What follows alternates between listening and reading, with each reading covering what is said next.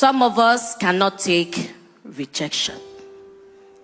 Some of us do not know that the words we say can make someone feel rejected forever. But in the way it worked for me, it was different. What Yoruba call akanda, oma, a special child, appointed child. Okay, so you must have heard before where I shared on a stage saying I was born out of rape. And I grew up with my great-grandmother, where everybody in the compound, in the area, will call me bastard. So I grew up hearing that you are a bastard. I grew up seeing my aunties come to give grandma money for feeding, and they would tell grandma, we are not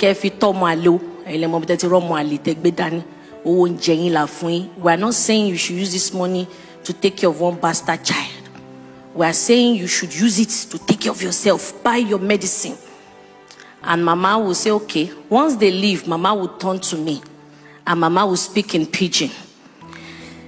You don't hear waiting your auntie them they talk. Now like so this word be oh. Now people will supposed be your mama blood be that oh. But they don't tell you who you be. If you like, grow up, forget yourself. Say person will not do well, nobody will celebrate them. And mama would turn to me and say again in Isha, Webe hobby meta. Can you hear what I'm saying? I'll say, me hobby weta. Mama will say, eh. But I realized that every time I offend mama, mama would not want to touch me because they've warned mama not to beat me.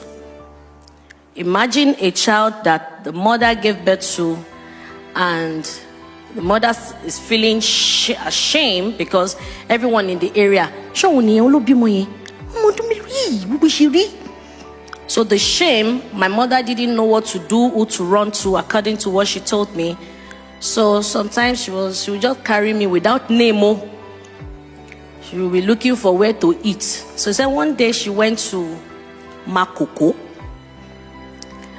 That she heard that there's this church in Makoko where they share food for free and fruit. And that was a select church. Open 24 hours. So she will go there just to collect fruit. And so she can press the banana and put in my mouth. She said one day she was in the church when a big pastor, according to them, that I discovered later, Baba Oshofa, was passing and said, she was at the back of the church trying to give the baby something. When Baba Oshofa came and said, Talele, I said, Mweni Joy, Emma Binumukawajo, Omo to Bedani Kiloruque, me Tifun Loruko, Omo Dumelone, she mentioned. And said, Taleni Akokoto Tia Shanu Reto Funia. Say, Auntie Contunje Lin, Oruko Yen ko temo lori. Showari Oruko Yen. Ma fi sere o. O le fu loruko mi o bo se ndagba o. If you can give her another name, but don't forget. My mother said yes. And the next thing, surname Lowaku.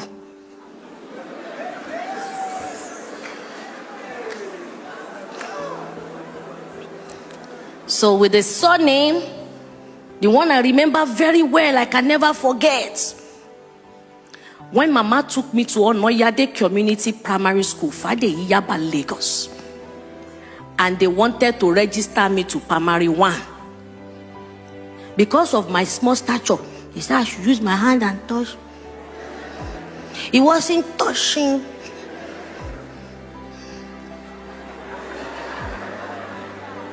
Then they asked for birth certificate. Mama said she no get. Well, that's very bad certificate.